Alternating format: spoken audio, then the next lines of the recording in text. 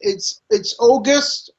They're still 8 months or so away from the presidential elections in March of next year, but it's very likely that the unofficial, at least, election campaign will begin in September. Officially, it's 3 months, but it's very likely to begin after Ukrainian Independence Day and when the Ukrainian Parliament goes back. The Ukrainian presidential elections are very likely to be similar to 2014. That is, it won't be the traditional pro-Russian versus pro-Western. That's a thing of the past. It's going to be the incumbent versus a populist from a range of potential candidates. The pro-Russian camp heavily dominated presidential elections. In 1999, Leonid Kuchma faced the Communist Party leader Simonenko, and then it became more the party regions which eclipsed the communists under Yanukovych. The pro-Russian camp is pretty much dead in the water now in Ukraine, and it's highly unlikely they can somehow revive. One reason being many of their voters are under Russian occupation in the Crimea and Donbas, and also because they're totally discredited by both Yanukovych's presidency and by Putin's military aggression against Ukraine and annexation of the Crimea. So what we're going to see is therefore, I think, most likely Poroshenko facing Yulia Tymoshenko in the second round. There are, of course, other candidates around in the current opinion polls. These include, besides Tymoshenko, who has a kind of a, I would say, leftist populist program.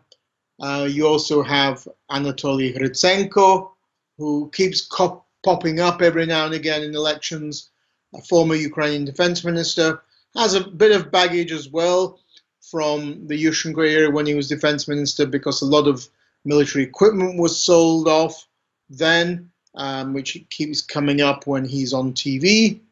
But he's also quite stiff. He's a military guy, doesn't really come across well, hasn't really got much charisma.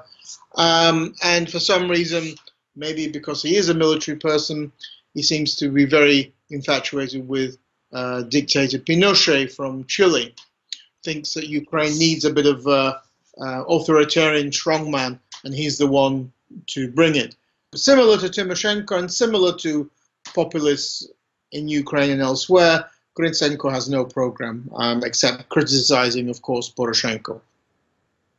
Then you've got a couple of other sort of persons from the former party regions, now opposition bloc. Yuri Boyko, used to be Minister of Energy, and also Vadim Rabinovich, the clown of the pack.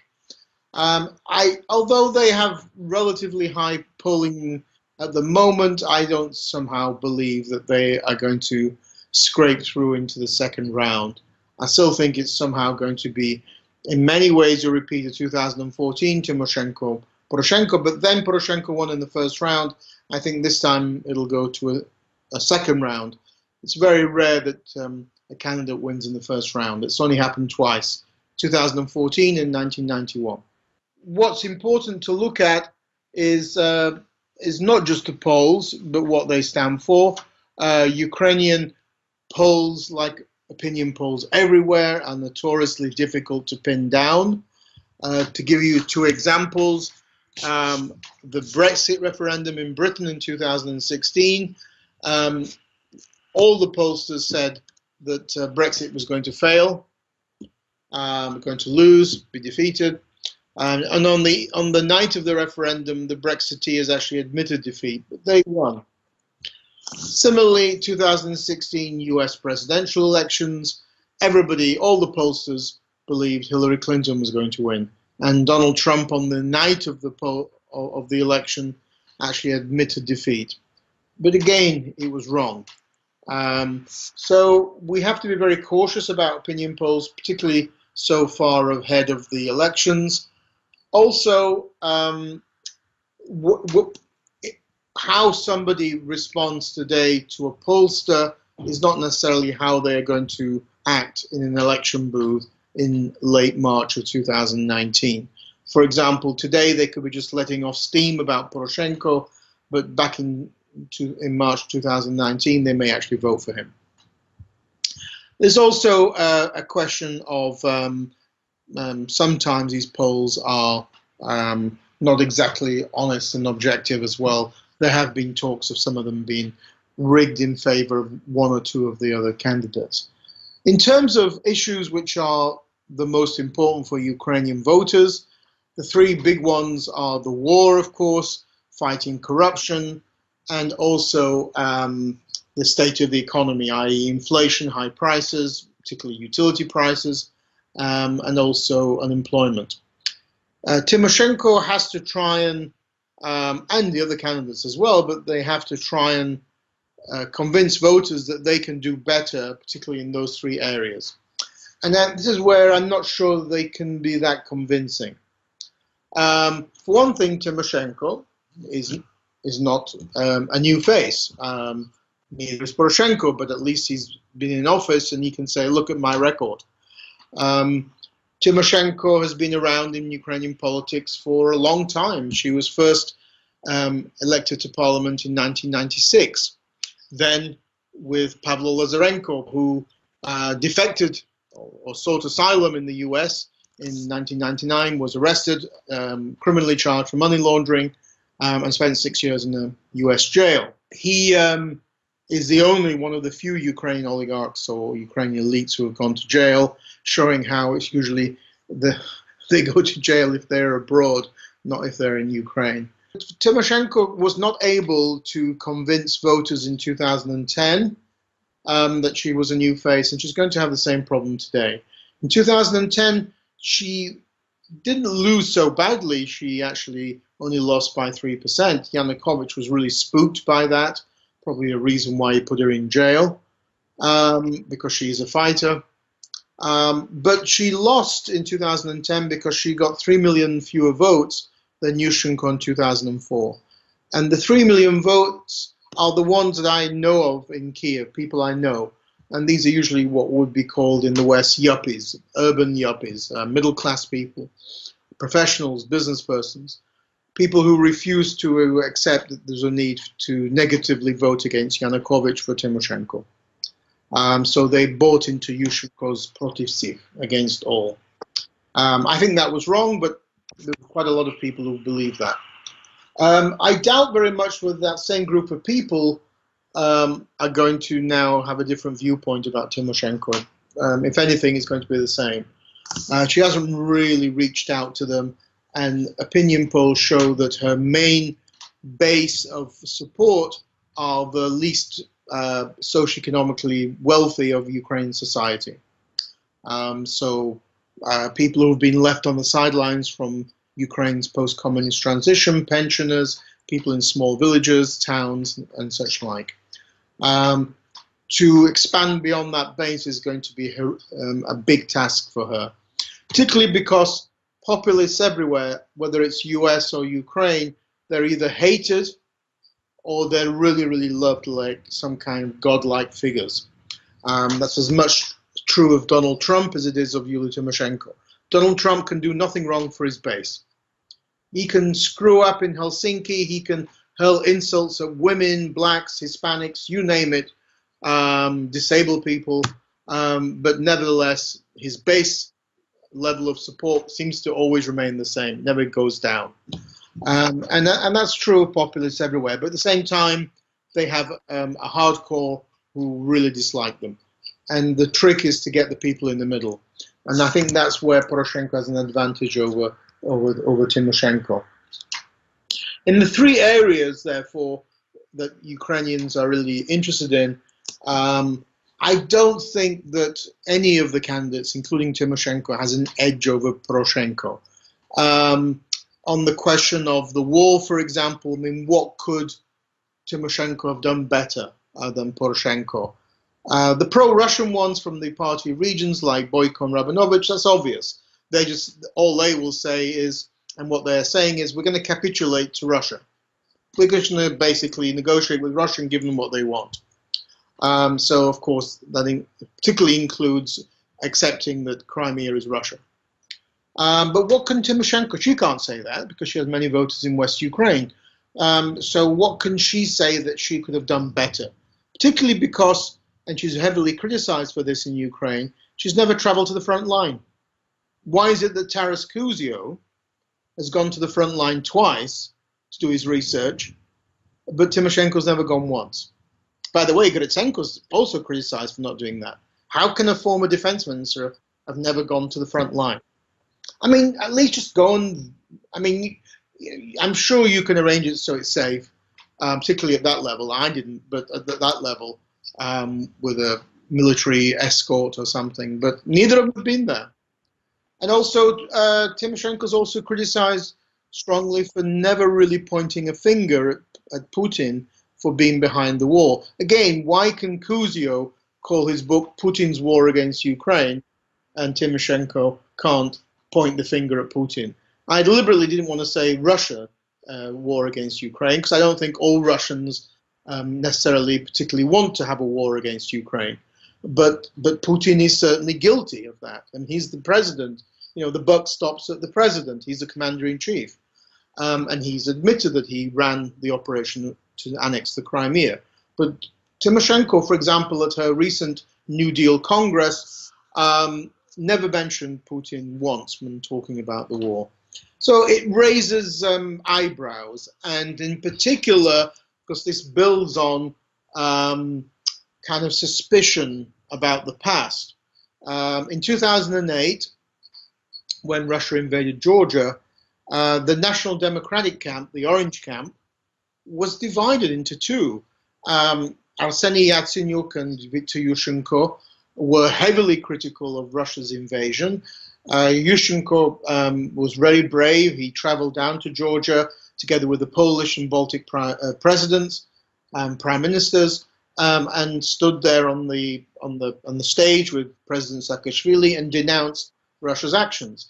What they did was actually in line with what the US and EU were saying at the time, criticizing the invasion. Tymoshenko did not. She was very much opposed to taking a tough line, and she adopted a very neutral position. Somebody who wrote about this at the time, Dominique Arel, the chair of Ukraine Studies at University of Ottawa, wrote an article in an academic, went into great detail about how she, behind the scenes, tried to disrupt that critical stance towards Russia. The question is why? I know that her American political consultant drew up a critical statement together with Hryhoriy Nemyria, her foreign policy advisor, condemning the invasion, and a day later, after it came out, Tymoshenko nixed the statement. She claimed it was wrongly issued. So these kind of things raise eyebrows.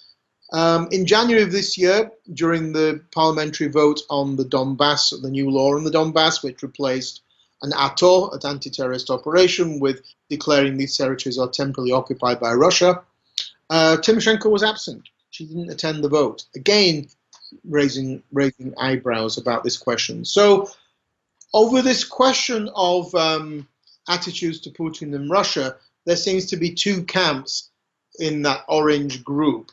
There's the Yatsenyuk Poroshenko camp, which used to be Yushchenko as well, which is highly critical. And then there's the Tymoshenko Batkivshina, it used to be Byut, bloc of Yulia Tymoshenko camp, which is basically neutral.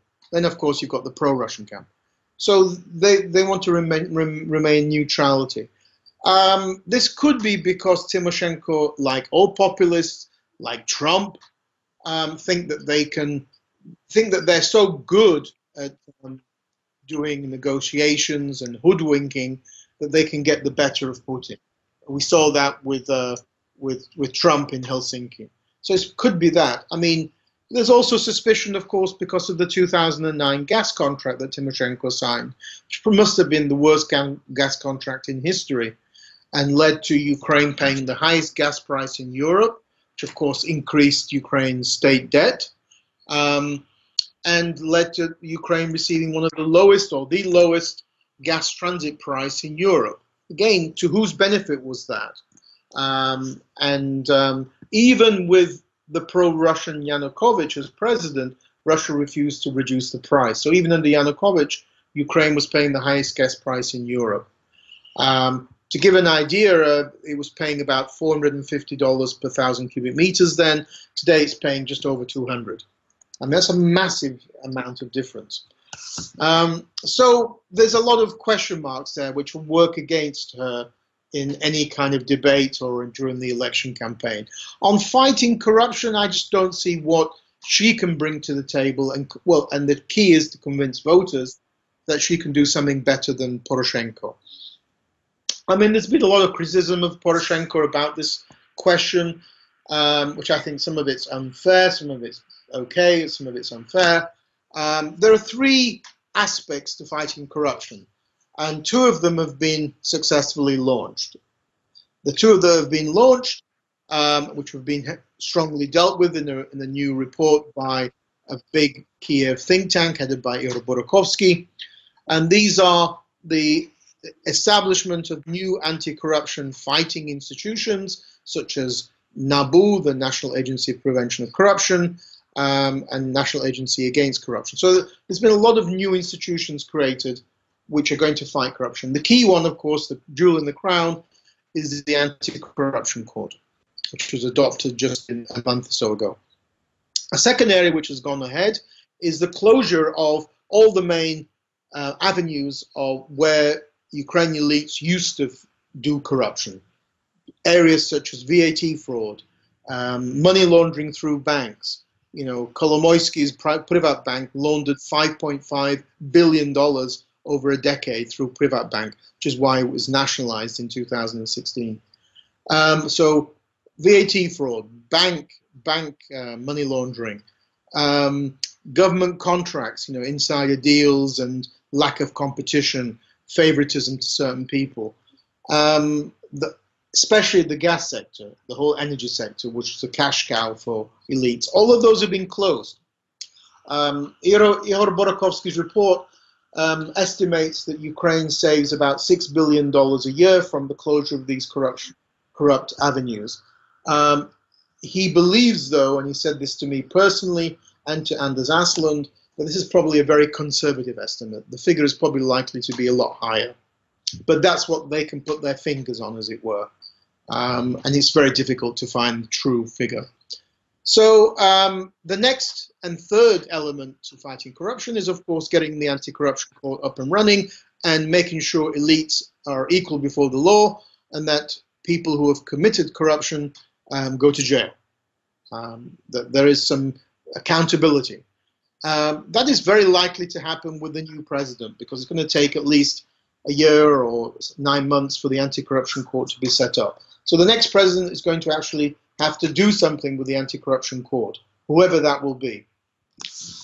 So there is progress. It's not true to say there hasn't been progress.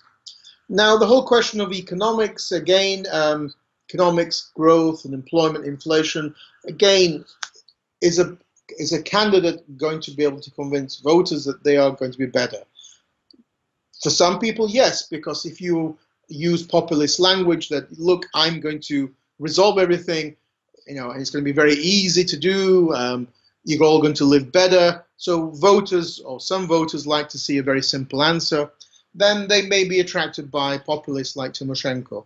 But there aren't any easy answers in life.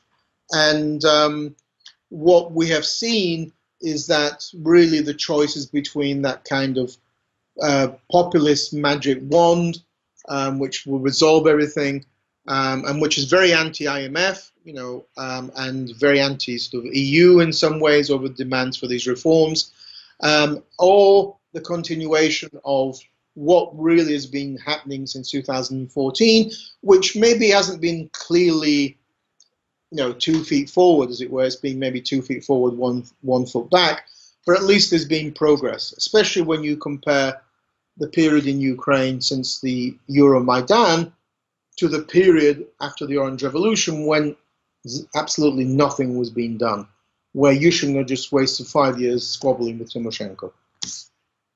And this is clearly seen in when you look at Vox Ukraine, it's a great website, great think tank. I highly recommend going there because they track voting records of individual deputies and factions. And what they have shown very clearly is who has voted for these reforms. And it's not, as many people would think, maybe even Samopomich, but the most pro-reform faction in terms of its voting, in terms of its attendance, has been Narodny Front, Arseniy Yatsenyuk's Popular Front. Secondly, Petro Poroshenko's faction, and these two are the bulk of the Ukrainian parliament. These two together have 217 deputies. So without them, there will be no reforms, no legislation will be adopted. So those two. Thirdly, Vox Ukraine rank Samopomich, Self-Reliance, a faction headed by Lviv Mayor Sadovey. So those three together have got about 240 votes, therefore they can push through reforms. In fourth and fifth place, it's the Radical Party headed by Oleh Lyashko, which is funded by corrupt oligarchs. And then you've got Tymoshenko's Batkivshina in fifth place. What you have, therefore, is three strong supporters of reform, Narodny Front, Poroshenko Bloc, Samopomich, and then you've got two waverers on reform, Radical Party and Batkivshina, Fatherland. And they, when you look at Vox Ukraine, you will see that those two factions sometimes vote for reform, sometimes don't. Sometimes they're heavily critical. For example, on pension reform, on healthcare reform, they've demanded the dismissal of Ulana Suprun, for example, American Ukrainian lady who's married to a Canadian Ukrainian, Marko Suprun, who's doing a fantastic job in reforming the healthcare system, cleaning out corruption, and they're calling for her removal. They're also very critical of land reform. Ukraine should have undertaken land reform well, a decade ago at least. It has some of the best soil in Europe, and the World Bank estimates that Ukrainian productivity in agriculture with land reform, land privatization, would probably triple, quadruple. Tymoshenko's party and the Radical Party are strongly opposed to any land privatization. So again, all of these kind of issues are going to come up in election campaign, and one wonders how electorate are going to see this as somehow better than what's on offer. I think also the key issues are going to be what is the future going to hold for Ukraine? Samuel Huntington, a very famous American political scientist who's no longer sadly with us, he many years ago, talking about the third wave of democratization in Latin America and Southern Europe in the 1970s, the fourth wave being the post-communist wave of democratization.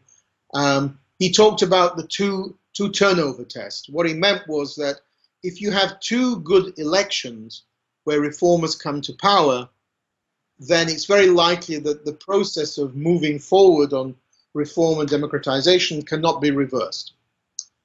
Especially when you've got a big hegemon like the EU backing you now, which Ukraine didn't really have in the Orange Revolution.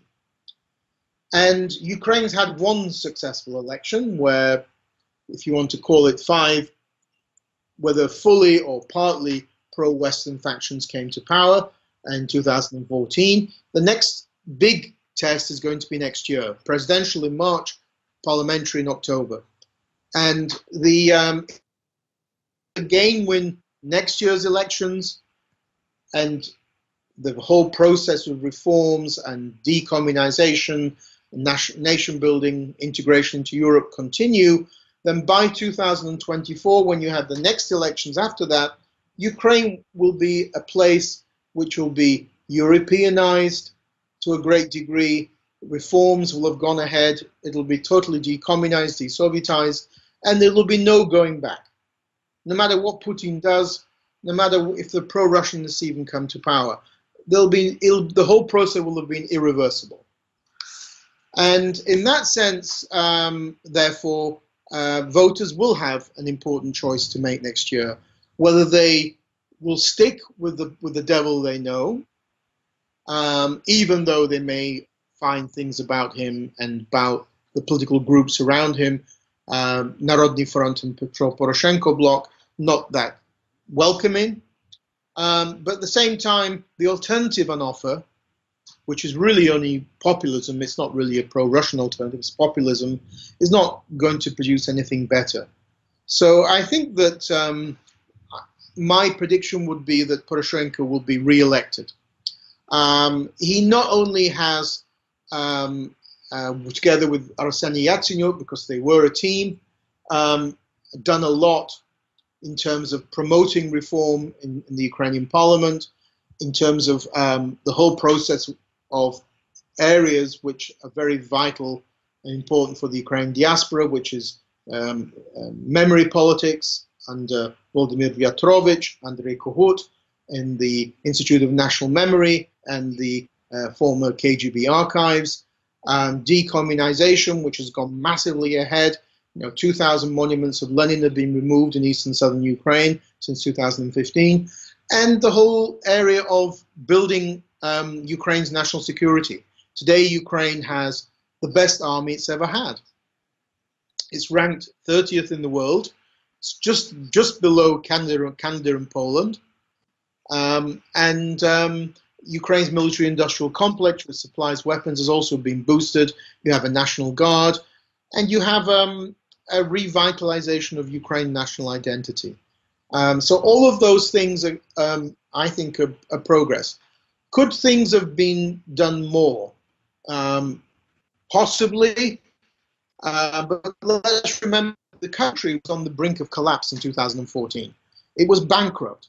Putin was expecting the country to collapse. He hoped he could push it a bit, Russian speakers would rise up, support him, and then the country would be his. That didn't happen.